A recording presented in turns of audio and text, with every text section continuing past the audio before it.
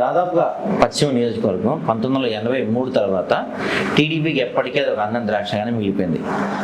పశ్చిమ నియోజకవర్గం టీడీపీకి 83 తర్వాత 2014లో మళ్ళీ మీ ద్వారానే వచ్చింది పశ్చిమ నియోజకవర్గం టీడీపీకి. అలాంటి పట్టుకోల్పోయిన నియోజకవర్గం మీద మీరు పట్టు సాధించి టీడీపీ గిఫ్ట్గా ఇచ్చినందుకు టీడీపీ అధినాయకత్వం మీకేం ఇవ్వలేదనే అసంతృప్తి మీలో ఉంది అనేది ఒక రూమర్. దాన్ని మీరు ఏమంటారు సార్? నేను రాజకీయాల్లో డబ్బు సంపాదించున్నాను కాదు, ఎవరి దగ్గర చేయి షాపింగ్ లేదు.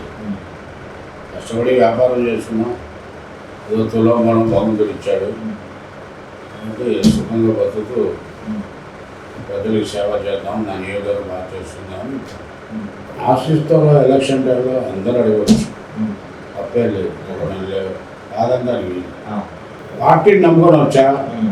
ఆ రోజు నేను అదే పార్టీలో ఉంటే డిప్యూటీ సీఎం జగన్ హిమ్సెల్ఫ్ చేస్తాను. ఈ జిల్లాలో డిప్యూటీ హోంమంత్రి డిప్యూటీ సీఎం అవుతాడు. ఇవన్నీ పోగొట్టుకుని వచ్చాను నువ్వు నియోజకవర్గ ప్రజల కోసం. ఈసారి కూడా అన్యాయం జరగదని నేను అనుకుంటున్నాను. నాకు పూర్తి విశ్వాసం చంద్రబాబు గారి మీద, లోకేష్ గారి మీద, పవన్ కళ్యాణ్ గారితో కూడా కలిసా. ఇది అప్రోచ్ ఇది వెరీ గుడ్. అందరికీ ఆయన ఫ్యాన్ ఆఫ్ పవన్ కళ్యాణ్. కలిసారా సార్ పవన్ కళ్యాణ్ మీరు? మీ మధ్య డిస్కషన్ కానీ సీట్ గురించి డిస్కషన్ జరిగిందా సార్? సీట్ గురించి అయినా కాదు, రాజకీయాల గురించి చర్చాం, రాష్ట్రం గురించి చర్చించాం. ఆయన కూడా చాలా బాగా రెస్పాన్స్ ఇచ్చాడు, విన్నాడు. తింటే ఆయన ఫ్యాన్ ఆఫ్ పవన్ కళ్యాణ్. అదే ఫస్ట్ టైం ఫస్ట్ మీరు ఫ్యాన్ అయిపోయారు. చాలా అప్రోచ్ వెరీ గుడ్ అప్రోచ్. ఇప్పుడు ఒకవేళ ఈ నియోజకవర్గం పశ్చిమ నియోజకవర్గం పొత్తుల్లో భాగంగా జనసేనకి వెళ్ళిపోతే మీ సపోర్ట్ ఉంటుందా ఉండదా సార్? ఇప్పుడు వర్షం పడిపోయినప్పుడు గొడుగు కొనుక్కుంటారు, వర్షం పడకపోతే గొడుగు గురించి అడుగుతున్నాం. పడితే కొనుక్కొని రెడీ పెట్టుకుంటాం కదా మనం. రెడీగా ఉంది, అప్పటికప్పుడు తీసుకోవచ్చు. అప్పటికప్పుడు నిర్ణయాలు ఉంటాయి. మా అమ్మాయిలు ఉంటారు, మా నమ్ముకున్న వాళ్ళు ఉంటారు, మా కుటుంబ సభ్యులు ఉంటారు, నియోజకవర్గ ప్రజలు ఉంటారు. వాళ్ళందరినీ వాళ్ళ అభిప్రాయం తెలుసుకుని ముందు ఏ రకంగా వెళ్ళాలని అంత అవసరం పడతానుకున్నాను.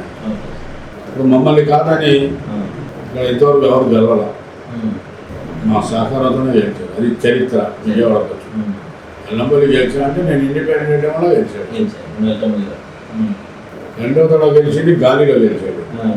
మేము గాలిలో గెలిచాం కాదు, గాలిని ఇట్లా తిప్పే శక్తి భగవంతుడు మాకు ఇచ్చాడు. చేసాడు మా ప్రజా విషయాలు. కానీ అంటే విజయవాడ పశ్చిమలో మీది ఒక రెబల్ క్యాండిడేట్ అయినా ఎవరినైనా అడ్డుకోగలుగుతాడు, ఎవరికైనా ఎదిరించి మాట్లాడగలుగుతారు. అది సీఎంఆ పిఎంఆ అని కూడా చూడరు అనేది మీ మీద ఒక పేరు ఉంది. అంత రెబల్ పాలిటిక్స్ చేసిన మీరు ఇప్పుడు ఎలా ఉన్నారు, అప్పుడు ఎలా ఉన్నారు? అంటే మీరు ఏమైనా మార్చుకున్నారా? ఇంకా మీరు ఆ రెబలిజం అలానే ఉందా?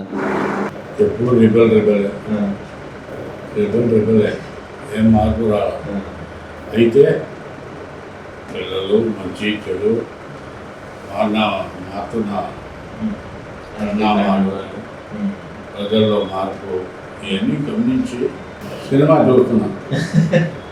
సినిమా ఎండింగ్ చేయాలంటే చాలా నాకు ఎక్కడ తగ్గల. ఎండింగ్ ఏం చేస్తాను, గ్యారెంటీగా చేయాలి. ముస్లిం క్యాండిడేట్ మీరు ఈ నియోజకవర్గానికి, దాదాపు ఈ నియోజకవర్గం కాదు ఆంధ్రప్రదేశ్ వక్ఫ్ బోర్డు చైర్మన్గా కూడా మీరు పనిచేశారు.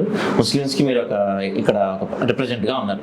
ఒకవేళ టీడీపీ జనసేనతో బీజేపీ కలిస్తే మీ నియోజకవర్గంలో ముస్లిమ్స్ వ్యతిరేకం అయ్యే అవకాశాలు? ఆ నియోజకవర్గం కాదు, ముస్లిం కమ్యూనిటీ ఏంటంటే ప్రభుత్వ పరంగా వాళ్ళ సరైన సదుపాయాలు లేకపోయినా వాళ్ళు ఏ రోజు ఆలోచించారు. దాని గురించి పెద్ద పట్టించుకోవడం. వాళ్ళంతా టఫ్ వ్యాపారం, పండి సులువుతో కొడతారు. వాళ్ళన్నీ టఫ్ వ్యాపారాలు. వాళ్ళ పని వాళ్ళు చేసుకుని జీవిస్తుంటాడు. గడాల షాపులు తీసుకుని కష్టంతో ఎప్పుడైతే ముస్లిమ్స్ సెంటిమెంట్ మీద దెబ్బేస్తారు, దే విల్ డెఫినెట్లీ రియాక్ట్. ఏంటంటే ముస్లిమ్స్తో మేము వెళ్తున్నాం, వాళ్ళు ఏమన్నారు, జగన్మోహన్ రెడ్డి 7 సీట్లు ఇచ్చారు, ఇప్పుడు ఒక ఎంపీ సీట్ ఇచ్చారు, తెలుగుదేశం వాళ్ళు ఇవ్వలేదు, జనసేన వాళ్ళు ఇవ్వలేదు. వాళ్ళ రియాక్షన్స్ ఉన్నాయి.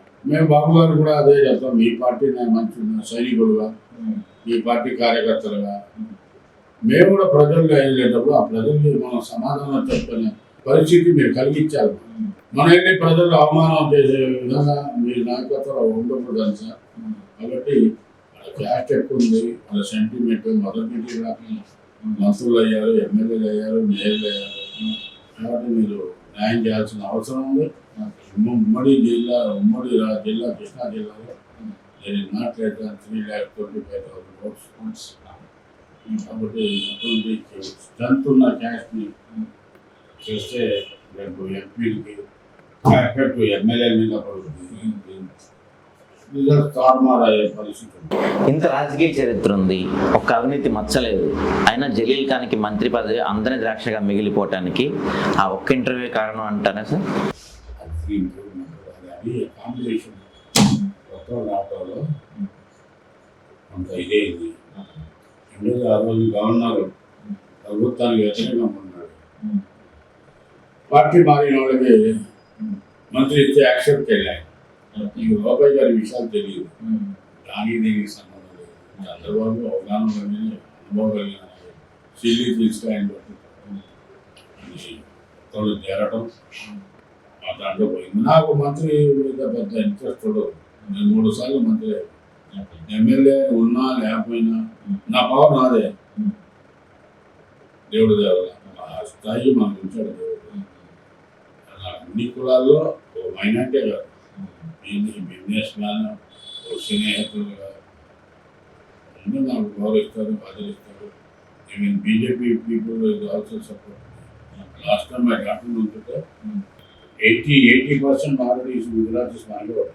అవును సార్, లాస్ట్ టైం మీ అమ్మాయి నుంచినప్పుడు దాదాపు 60,000 ఓట్లు సాధించారు ఫస్ట్ ఎలక్షన్లోనే.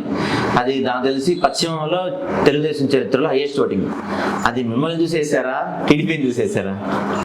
మా కుటుంబానికి నాకు టీడీపీకి అంత ఓటింగ్ లేదు ఇక్కడ మొదటి నుంచి. దాని మ్యాక్సిమం ఓటింగ్ వచ్చి 30-35 వేలు. అటువంటిది 60,700 వచ్చిందంటే మా వ్యక్తిగత ప్రాబల్యం. తర్వాత అమ్మాయి ఒక ఇమేజ్, మాట్లాడే విధానం, చేసే కష్టం బట్టి అంత కాలేదు. బాబు గారు కూడా ఏం చెప్పారు, నెక్స్ట్ అయితే నువ్వు ఓటమి చెందలేదమ్మా, నీది గెలిపే. ఎవరైనా అందరు ప్రజలు కూడా ఎందుకు సార్ అప్పుడు లాస్ట్ టైం ఎలక్షన్స్లో మీకు కాకుండా మీ అమ్మాయి నుంచి పడ్డ పరిస్థితులు ఎందుకు వచ్చాయి? మైనార్టీ అమ్మాయి ఉంటే పార్టీకి మైలేజ్ వస్తుందని ఆలోచన. అంటే జనంలో టాక్ ఏముందంటే ఆ బీకామ్ ఫిజిక్స్ ఇంటర్వ్యూ వల్ల వ్యక్తిగత పరిస్థితి దెబ్బతింది, అందుకే వాళ్ళ అమ్మాయిని తెచ్చారు అని. అనవసరంగా ఇది చేస్తున్నా ఏం కాదు. ఎందుకంటే ఒక మహిళ, ముస్లిం మహిళ, క్వాలిఫైడ్, ఎడ్యుకేషన్ ఉంది, బాగా మాట్లాడుతుంది, ఎక్స్పీరియన్స్ ఉంది. కాబట్టి వివరాన్ని 1 month బిఫోర్ ఇవన్నీ మీరు చెప్పినట్టు శత్రువులు, మీరు కూడా శత్రువులు అయ్యారు. తెలియదు.